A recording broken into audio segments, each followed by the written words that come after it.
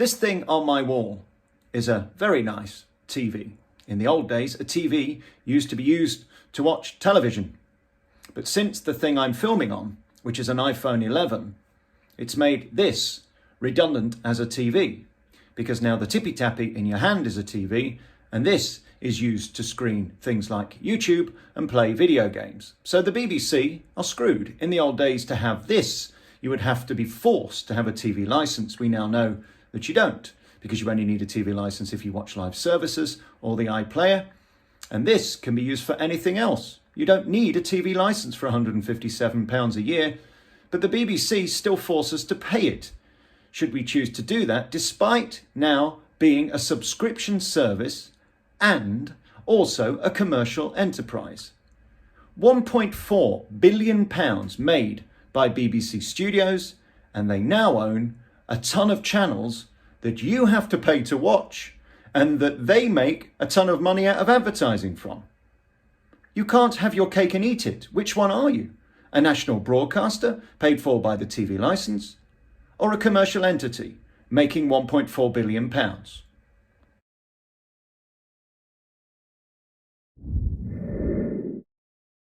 During lockdown, in the middle of June, when we were all distracted with the Kung flu, the BBC completed the acquisition of UK TV, a commercial enterprise with revenues driven by advertising.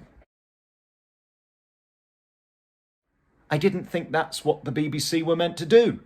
The BBC are meant to be publicly funded, and they are therefore a public service broadcaster, but they're not. They generate revenues of £1.4 billion through advertising and through selling their programmes around the world.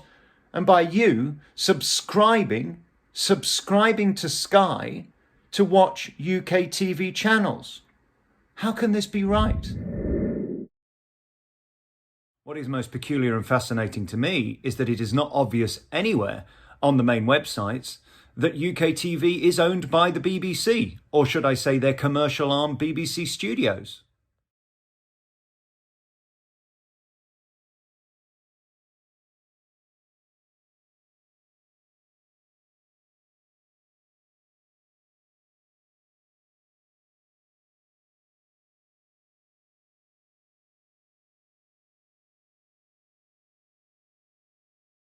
Finally, on their corporate page, I was able to find the statement that confirms the BBC is commercial.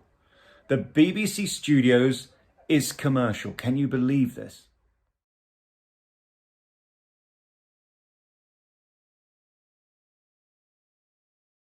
What boils my piss the most about UK TV is mostly they're getting you to pay or watch adverts for programmes we've already paid for through the BBC decades ago. i.e. Only Fools and Horses, i.e. The Royal Family, i.e. any other classic comedy that was ever made by the BBC. They now want to profiteer from it by subscription services like Sky, like Virgin, like TalkTalk, and get you to pay again for things you've already paid for through the licence fee. You couldn't actually make this up.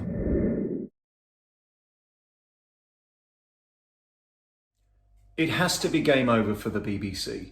They're claiming to be a public service broadcaster, demanding £157 pleading poverty, yet at the same time are generating £1.4 billion through a private commercial company where they have a subscription service that people watch and have to watch adverts through, which surely has to be against the whole principles of the BBC, that BBC content should never be aside adverts. Hello? That's the whole point of the BBC guidelines, is that it should be impartial and therefore should have no influence from subscription services or commercial enterprises whatsoever, yet it does. How therefore could its news be balanced and fair if one of the main advertisers, for example, on a UK TV channel is in a story? Do we really believe it would be balanced and fairly broadcast? Well, how could it be? Because they're wanting to make more money as a commercial enterprise. They tell me that £300 million was lost in unpaid licence fees in the last year.